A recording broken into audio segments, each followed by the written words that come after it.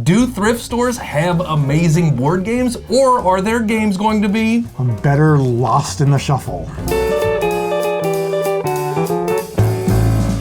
Here's something you might not know about me. Recently, I did go and visit my local thrift store, and I found, I think, still new in shrink, actually, Ripley's Believe It or Not. This was somebody who had this in their collection and was like, I no longer believe it. This is from 2005. So we're a 19-year-old vintage board I wasn't game even here. born yet. I was, but you know, it makes me feel good to say that sometimes. You almost gave me an episode there. I figure this would be a perfect opportunity to crack the shrink on this 19-year-old bad boy, learn how it plays, and then either play it or not. I'm like almost nervous to crack the shrink open. I've never had a game in shrink this long. I feel like bats are gonna fly out or something like that.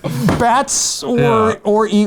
coli, either way. All right, Ripley, what do you have in store for us? Yeah. This is like one of those types of games that I feel like you don't even play the game, you just look at the cards and like quiz each other and stuff like that. That might be what we end up doing. Look at, we got eyeballs as your token. Oh, fun. Believe that. How does this work?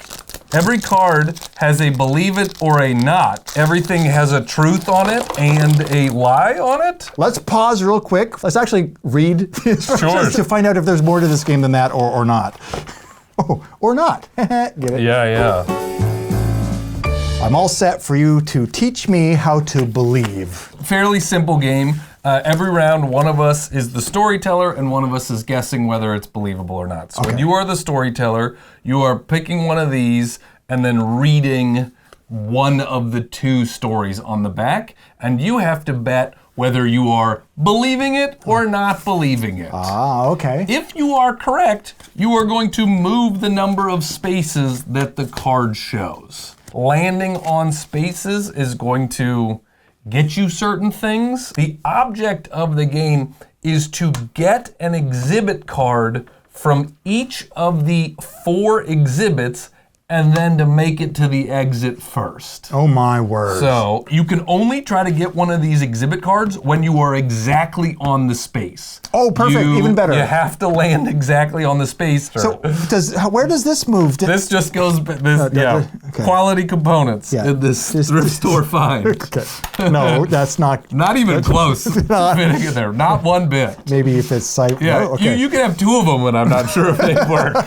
Are you ready to believe it or not? I am ready. Play a few rounds of this game. All right. In Toronto, there is an annual contest in which secretaries throw typewriters from a rooftop at a bullseye on the ground.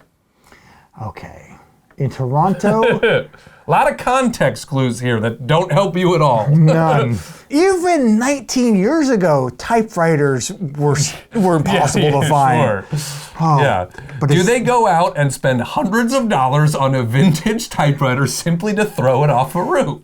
I can say no, I have faith in humanity that they wouldn't be that wasteful. Unfortunately, a lot of typewriters being thrown up in Toronto. That's why they're so hard to find. Yeah. I should have known better. That was a believe it. So all right. Now you are the storyteller. I am the storyteller for 3 movement points. Ooh, all right. Big money, big money. At a public relations firm in New Jersey, the staff dresses up, not down, on Fridays by wearing ball gowns and tuxedos to work. A lot of office trivia. I feel like New Jersey wants to believe that it's fancier than it is. Ooh. And so I believe they would do something like this in New Jersey. I'm gonna do a believe it. Oh, a cultural attack mode, which paid off. Is it? Believe it. All right, so how many was that movement of? 3. 3. So I could go 1, 2, 3 and be right here, which then would make me move past this, whatever I'm trying to get to. I don't know that there's a ton of movement of 1s here. I have a suggestion for house rule. Okay. Put these cards aside for just a moment. Sure. And let's just read each other trivia questions out of each category. We're on the thing. Yeah. We made it to the exhibit spot. And the first one to collect a card from each of the 4 categories wins. Okay, I'm all right with that. So which exhibit space do you want to be on? We have amazing abilities, strangely unexplained, natural wonders, or odd objects. Ooh, I'm all at Twitter. Let's go right back to the amazing abilities. Boom. So this one, again, has two facts on it, and I can choose which fact to read from the back. Do you believe this or not? Dad Brown, age 80, slides headfirst down a 40-foot telegraph pole. That is the only context here. Is this when telegraph poles were popular? That sounds totally like something that someone at some point would do, so I believe it. Correct! Woohoo! We're already having a great time with Ripley's Believe It or Not. I may or may not have got a point. Yes. All right, you read one. I'm on the odd objects one. Believe this or not. Charles Miller lived and traveled in his 3-foot 9-inch wide by 6-foot long home on wheels for 2 solid years plus 8 months and 8 days. Odd object not shown actual size. I'm believing it. That seems like people do that already. Smart move. It's believable. Yeah. All right. You got I feel like that guy just had a tiny home before tiny homes were popular. Yeah. Or while they were popular because there's no date given. Yeah, sure. Well, you really have to put a lot of faith into Ripley's Believe It or Not right now to just be telling us the truth. Yeah. They could have a room of writers being like, these idiots will believe anything. Oh, yeah. You know what? That works so well for you. Sure. Come over. Join me on the odd object. We've got a ducky. A mallard here. And I'm going to say, is this the world's largest duck decoy made of wood circa 1950s? So I'm supposed to be able to tell that instantly based on this 1.5 by 2.5 inch monochrome photo with absolutely nothing around it for context and size. Well, there's some people right there. Oh, I see. Okay, those little dots are people. Yeah. All right. Yeah. From the 1950s. Photoshop didn't exist yet. Oh, all right? Okay. So that was either an incredibly elaborate photo composite or an actual decoy. I'm going to go with actual decoy. I believe it. Correct. Odd objects coming through for both of us. All right. There you go. Who's the odd object now? Yeah. If you don't believe it, does it make it an odd object? Yeah. That was the most dad joke ever, and I'm here for it. I'm jumping over to natural wonders. We got a big cow on a pedestal. Heifer on a pedestal. Heifer on a pedestal. This statue, erected in Middlebury, Vermont.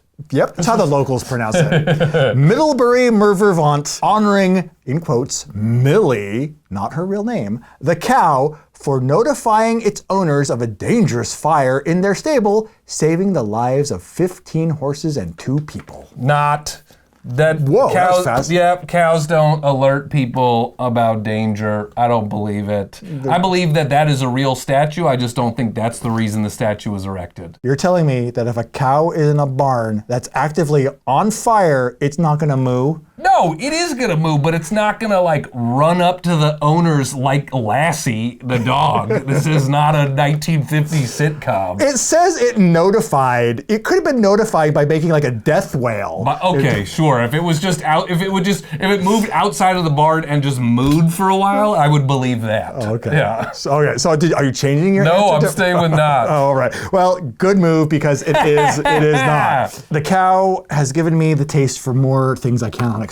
Okay, strangely unexplained.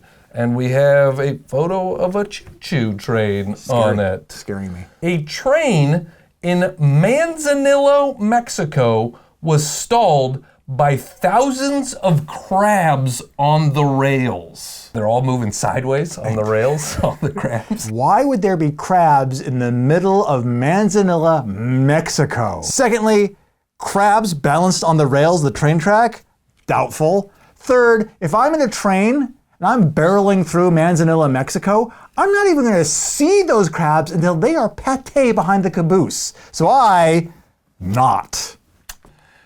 Bro, there's a lot of crabs in Manzanillo, Mexico. What? Yeah, that's a believe it. Sure, Look at all writers. the crabs in the thing around the train. In the photo. Now I believe it. I'm coming over here to Strangely Unexplained. Oh, and here we have a bunch of kindly ladies on telephone headsets. Oh, okay. All right. This game really is from the 1950s. There we go. Jeanette Alexander, Loretta Graham, and Bonnie Bell were telephone operators for the Newcastle, Indiana Telephone Company. That's it. How is that strangely unexplained? There's nothing unexplained about that. That's all very explained. That is all very straightforward and explained. Yeah. Straightforward, believable is what this should have been called. I'm just gonna nod it because I just, there's nothing unexplained about it. Believe it. That is absolutely positively who those three random ladies are. Are we supposed to know who these people are? Maybe in 2005 we're supposed to know who these people were. This was like, quick, we need 100 more cards by the end of the day. That's the first card that has just made me legitimately mad. Like all the other ones have been like, whatever. This card makes me, I want to fight somebody now. I'm getting as far away from these mystery crabs and telephone ladies as I can. Yeah. We got a guy riding a steer. Oh, look at that guy riding that steer.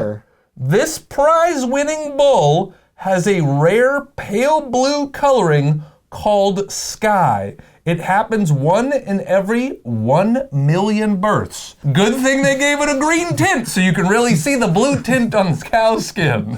I got it. Yes. Paul Bunyan had a pale blue ox that is not named Sky, actually is named Babe, now that I think about it. However, I bet that condition was the inspiration for Babe, the big blue ox. So yes, I believe it all day long. Sorry, pal, it's a knot. Oh! Right. I'm staying right there. Oh. And this is gonna be about somebody else's grandma. Oh boy, can't wait. This grandma is Mrs. Irene Smith of Santa Monica, California. She went to bed one night with straight hair and her rose curly headed the next morning. I mean, at least there's something unexplained in this one. I'm gonna say true. I believe it. Do you believe it? Yep. You're right. You know, or she was the victim of a prank perming. Yeah.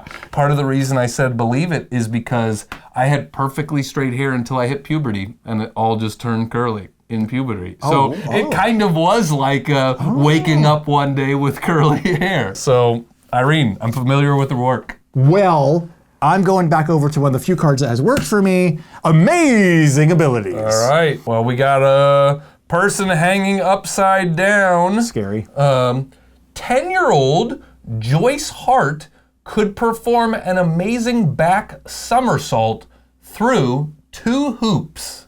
Wow. I totally believe that is something someone could do and it requires no further explanation. Sure. Believe it. Ooh, you got it. That's the You way got to a do card. It. I'm amazed. Your turn. It's the only one I need. Oh no. This right here is a nice photograph of Mr. Albert Tangora, the former world's typewriting champion who could type 160 words a minute and add a column of fingers 5 wide and 6 deep at the same time. I'm gonna believe it because he looks smug and proud of himself in that photo.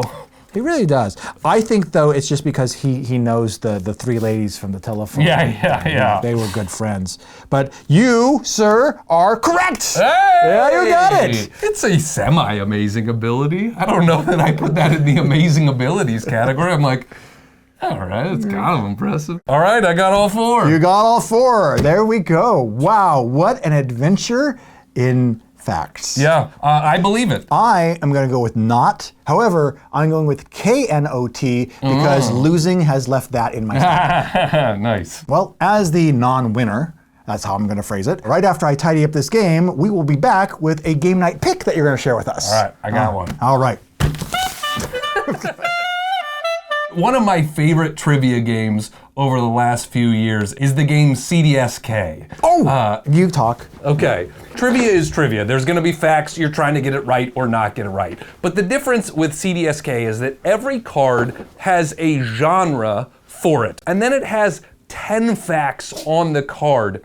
One fact is gonna be ridiculously easy, whereas a 10 fact is going to be ridiculously hard. So you or your team, just when you hear the genre, you can decide how hard of a question you want. If you get it correct, you get to move forward that many spaces. You know, you're like, okay, I know a little bit about Game of Thrones, but I didn't watch it a ton, so maybe I'll go for a 4 or something like that, because you want to be right. You know, you want to say something right, because that's the only way you move forward, but you get to determine how hard of questions that you want. I remember the glasses question where the one on the thing was like, do glasses allow you to see through walls? Like that's how easy the number 1 is. Whereas the 10 was like, which 13th century philosopher was the first to refer to spectacles in their notes? And you're like, okay, I don't know that anybody would know this, but good luck. This is a trivia game that really surprised me, and I can totally understand why it would be a good quality game pick. Thank you